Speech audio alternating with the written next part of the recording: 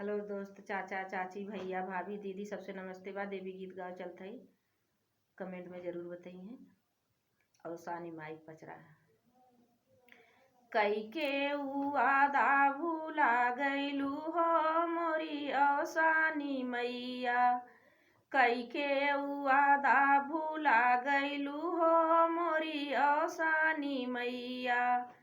पहिला वादा तू सोनरा से कैलू, पहिला वादा तू सोनरा से कैलू। टिकवा पहिरत भूलाए गऊ हो मोरी औसानी मैया। टिकवा के पहिरत भूलाए गऊ हो मोरी औसानी मैया।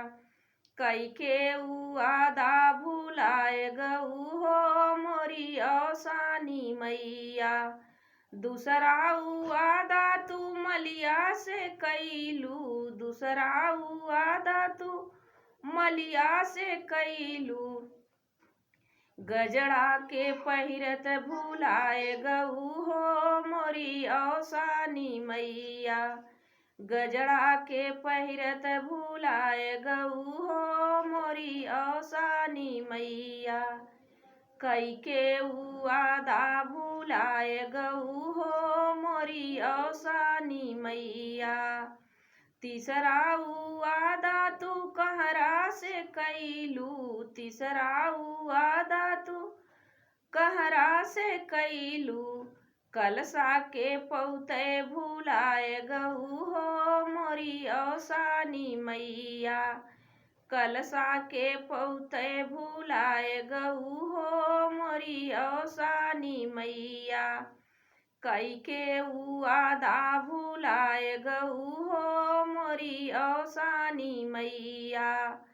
चौथा वादा बजजवा से कैलू, चौथा वादा बजजवा से कैलू। ओढ़त चुनरी भूलाए गऊ हो मोरी औसानी मैया। चुनरी के ओढ़त भूलाए गऊ हो मोरी औसानी मैया।